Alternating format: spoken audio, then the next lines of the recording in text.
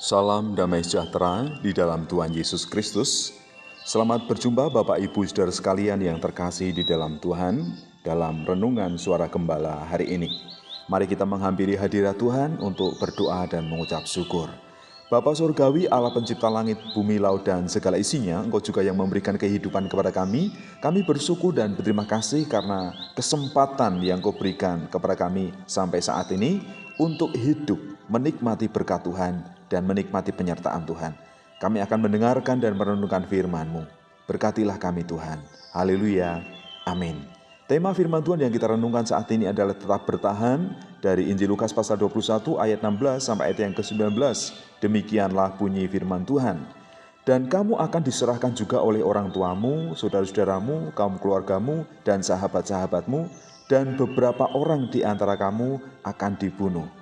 Kamu akan dibenci semua orang oleh karena namaku, tetapi tidak sehelai pun dari rambut kepalamu akan hilang. Kalau kamu tetap bertahan, kamu akan memperoleh hidupmu.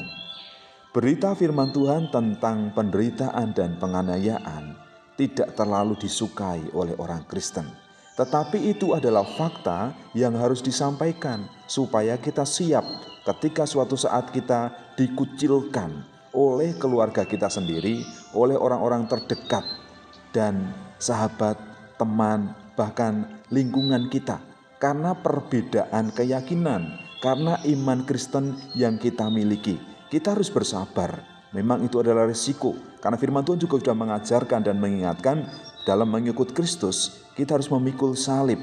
Kita harus menyangkal diri. Kepada kita dikaruniakan bukan hanya untuk percaya saja, tetapi juga untuk menderita bersama dengan Kristus. Karena ketika Kristus ada di dunia, ia juga menderita. Kemudian yang kedua, kadang kita juga dibenci, kadang kita juga dibuli karena kita mengikut Tuhan. Karena kita juga berbeda dari orang lain, baik cara hidup kita, cara kita beribadah, bagaimana kita mengasihi, mengampuni, dan tidak membeda-bedakan orang.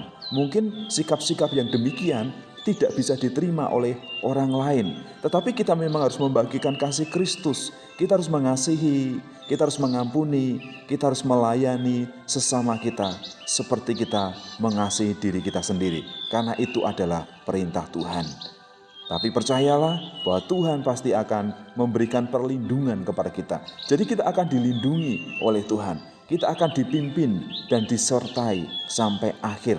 Bahkan firman Tuhan mengatakan rambut kepala kita tidak akan dibiarkannya terjatuh, terhilang tanpa sepengetahuan Tuhan. Jadi segala sesuatu yang terjadi itu seizin dan sesuai dengan kehendak Tuhan. Pasti ia akan menguatkan, ia akan memampukan dan memberikan perlindungan yang sempurna kepada setiap orang percaya. Jangan takut dan jangan khawatir. Jadi apa yang harus kita lakukan selanjutnya dalam hidup kita? Sabarlah dalam menghadapi penderitaan dan penganiayaan. Mohonlah kekuatan kepada Tuhan karena ia yang mampu menolong kita. Jangan membalas dendam, jangan membenci, dan juga jangan melakukan perbuatan-perbuatan yang merugikan orang lain. Karena kita harus hidup untuk menjadi garam dan terang bagi dunia yang gelap ini, menjadi berkat bagi seluruh dunia dimanapun kita berada. Jangan berkecil hati dan putus asa saat menghadapi penderitaan dan penganiayaan. Karena Tuhan akan menguatkan, melindungi, dan menyertai perjalanan hidup kita sampai akhir. Bapa, firman-Mu mengajarkan kami dan mengingatkan kami bahwa untuk mengikut Tuhan kadang harus ada risiko yang harus kami hadapi.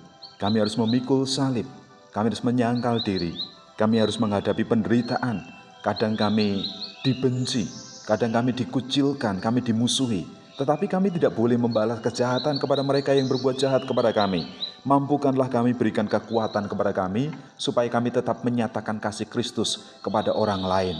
Kami berdoa untuk saudara-saudara kami yang sedang teraniaya. Kami berdoa untuk saudara-saudara kami yang sedang menghadapi kesukaran.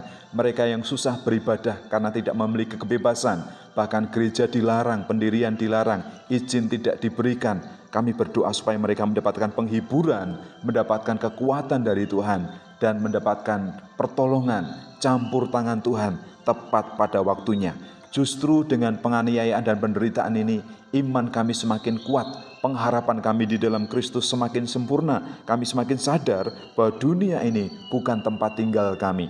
Kami akan menantikan saat Tuhan memanggil kami pulang ke rumah Bapa di dalam sorga. Berikanlah kami kekuatan, penghiburan, dan sukacita di dalam Tuhan.